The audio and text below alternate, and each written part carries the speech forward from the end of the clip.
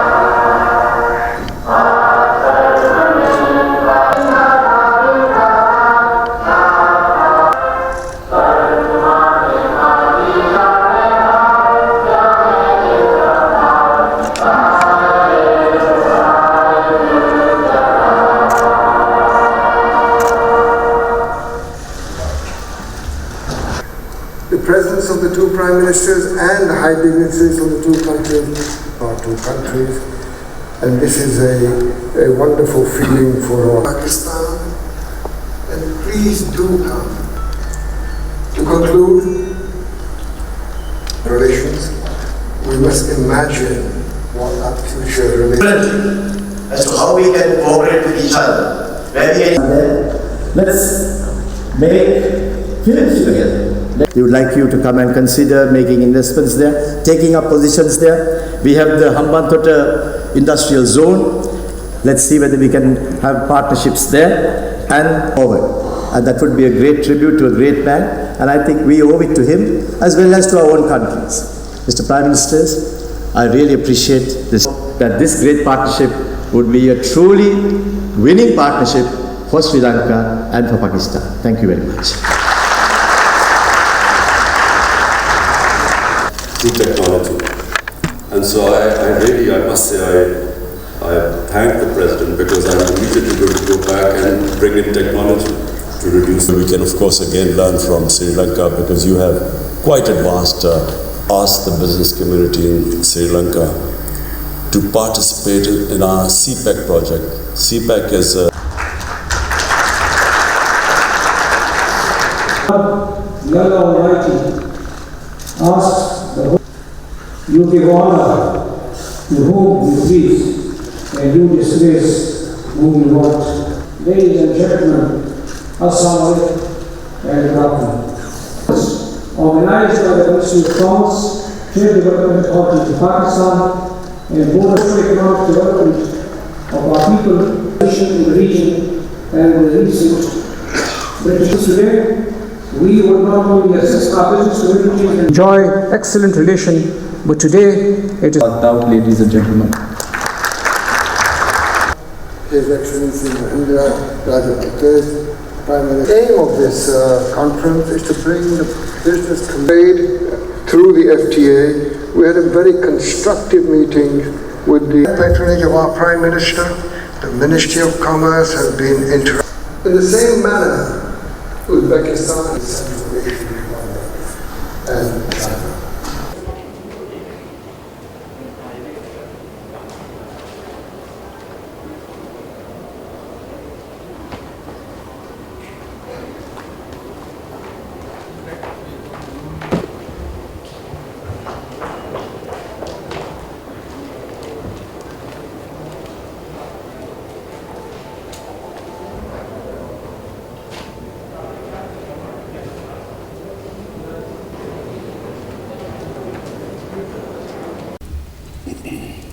Bismillah ar-Rahman ar-Rahim. Honorable Prime Minister, Ministers, members of the Sri Lankan business community and our visiting businessmen from Pakistan, ladies and gentlemen. First of all, I want to thank the Prime Minister for one of the most enjoyable evenings I had in a long time last night.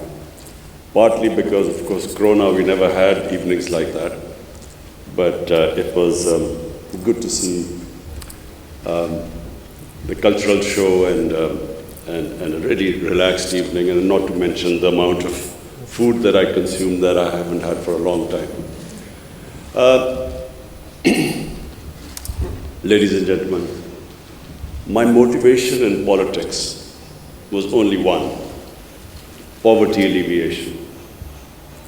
I struggled for way back in almost 25 years ago. I entered politics because I felt that the best way to reduce poverty in our country would be to set up a welfare state.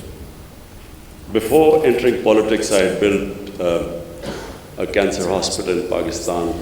And the only reason to build the hospital was that poor people could not afford the very expensive cancer treatment. So therefore, the idea to have a cancer hospital where a poor person could go in and not worry about the expensive treatment. But during that time when I was building the hospital, I began to realize that in a country of right now 220 million people, the only way you can help the majority of the poor people is if you build a welfare state. And so that was the motivation.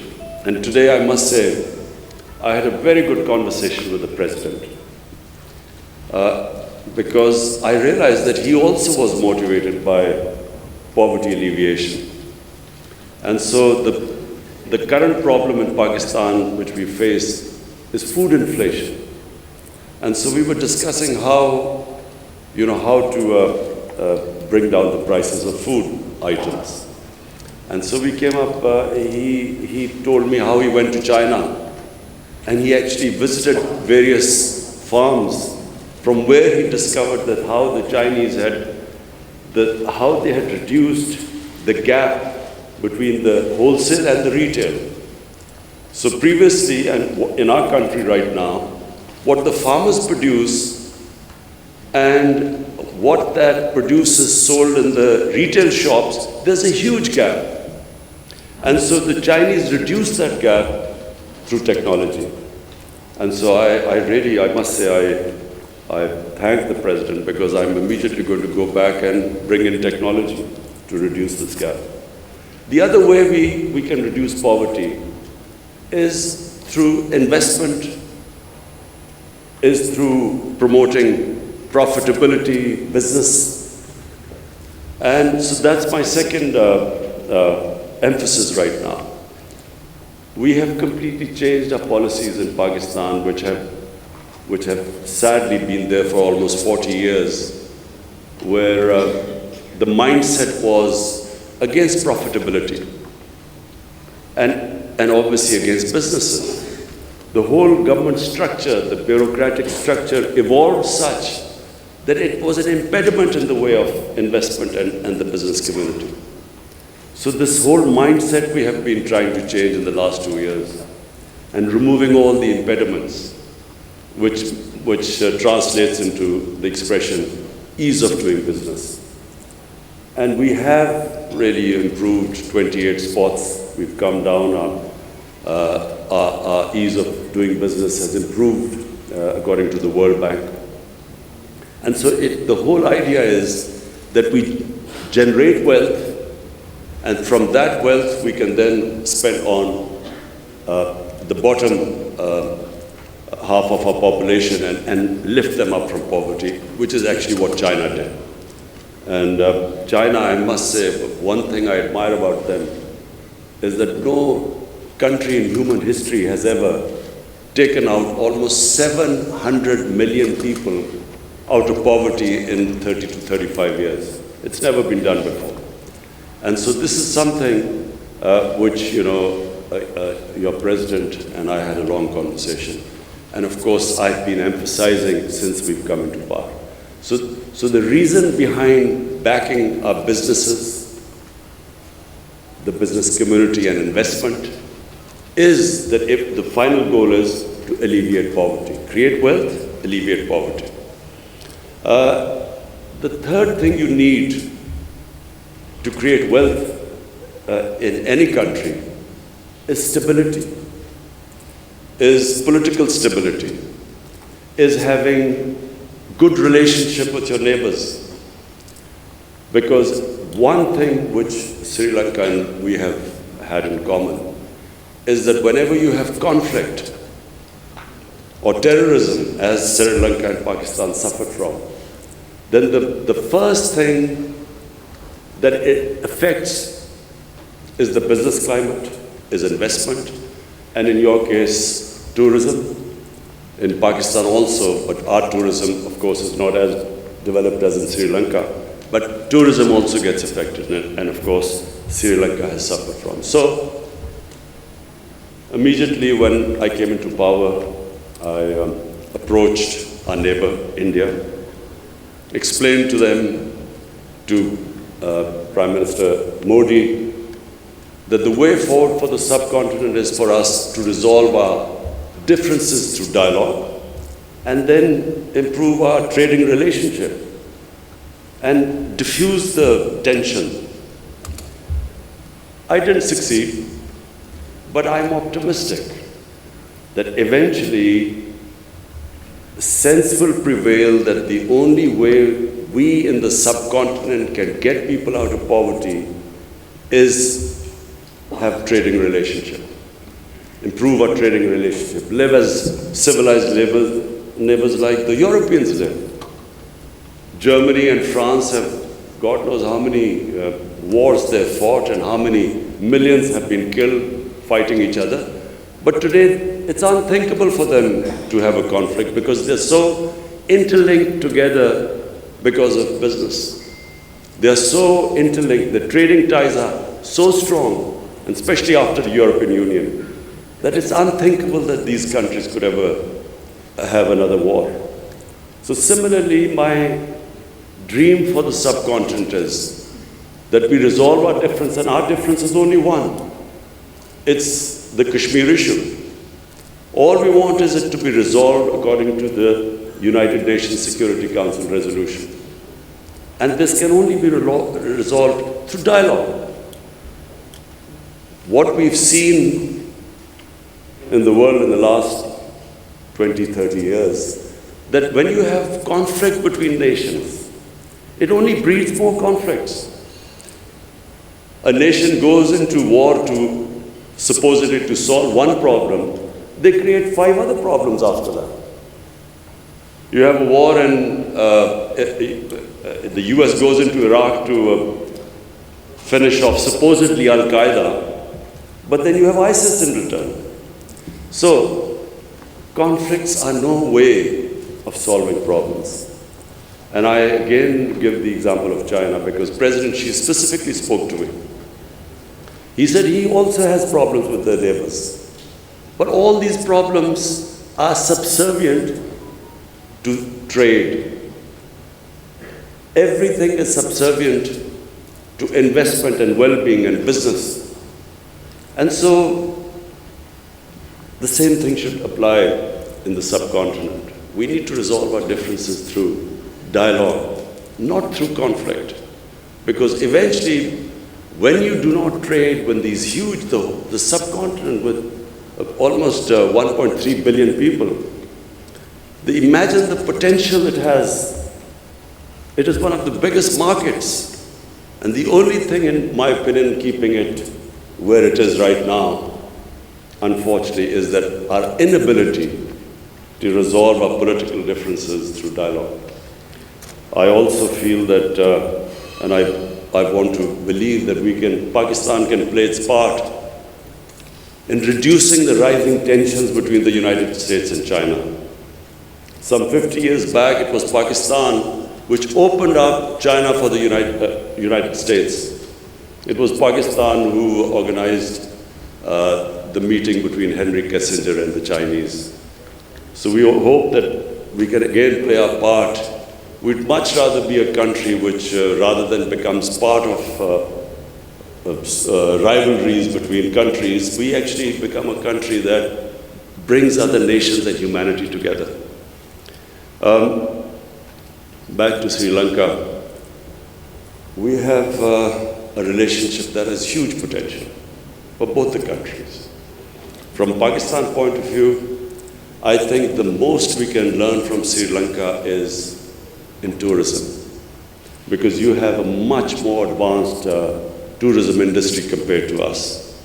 Pakistan has enormous potential in tourism, but it's completely, that potential so far is being discovered by local tourism, but not by foreign tourists. Local tourism in Pakistan has exploded. There are not enough hotels, guest houses to accommodate the massive tourism that has gone all over the country, specifically our mountain areas. For those of you who don't know, Pakistan has probably one of the most unique mountain sceneries in the world. Some of the highest peaks out of the 10, 12 peaks, almost half are in Pakistan, and along with the second highest mountain in the world. But it's a virgin territory. And why tourism has exploded in Pakistan? Because of the mobile phone. People go with a mobile phone, take pictures, put it on their Facebook, and that's how tourism has exploded locally. But I have been to a resort in Sri Lanka, and the way Sri Lankan tourism has is on a different level to us.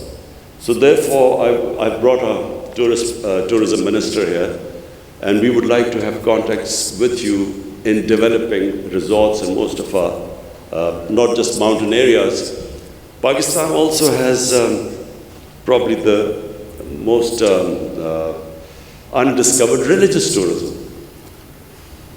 For people in Sri Lanka, what is of great interest is the Gandhara civilization, the Gandhara Buddhist civilization. North of Islamabad was the center of the Buddhist civilization, and we have discovered various new sites for Buddhist tourists to visit Pakistan.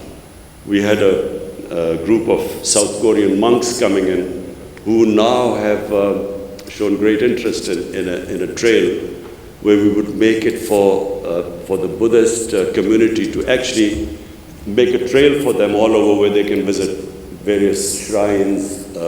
We just recently discovered a 40-feet sleeping Buddha in Pakistan, which is quite unique.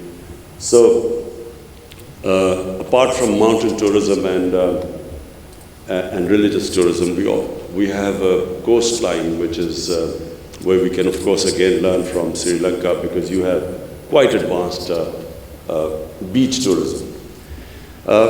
Finally, I would like to ask the business community in Sri Lanka to participate in our CPEC project.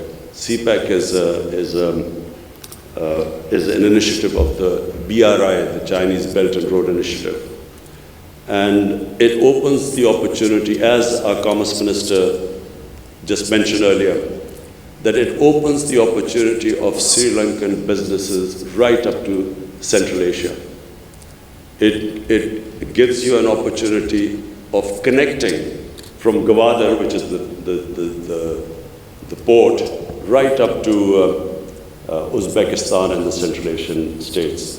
And this is the connectivity which Pakistan offers, along with, in CPEC, we have these special economic zones, which give incentives to businesses to set up industry there. So I invite the Sri Lankan businesses, investors, businessmen. You can You can come over to Pakistan and we'll be hosting you. Meanwhile, we brought our Pakistan business community, top businessmen here, who will be interacting with you and discussing various ways which would be of mutual benefit to both of us, both the countries. I again thank the Prime Minister for inviting me to Sri Lanka. I extend my invitation to you, Mr. Prime Minister. We look forward to seeing you. And finally, about cricket, I saw the evolution of Sri Lankan cricket team from a non-test playing country into a country that actually won the World Cup in my hometown, Lahore. And I never thought I would see that happen. But the emergence of the Sri Lankan cricket team was actually, for us in the subcontinent, a source of great pride. Because it meant that, it was another team which could challenge the best. And yes, the answer about more interaction in sporting relationship, yes, because nothing improves the standard in countries more than when you have countries playing each other in various sports. Number one, cricket, because this is passion in both the countries. But in Pakistan, our squash teams have been of very high quality, and of course, our hockey team. So we would start our interaction in these areas too. Later on, of course, I'm going to a sports event, so I'll talk more about it there later on. Again, thank you. I want to thank our Ministry of Commerce and our Foreign Office for organizing this event. Thank you.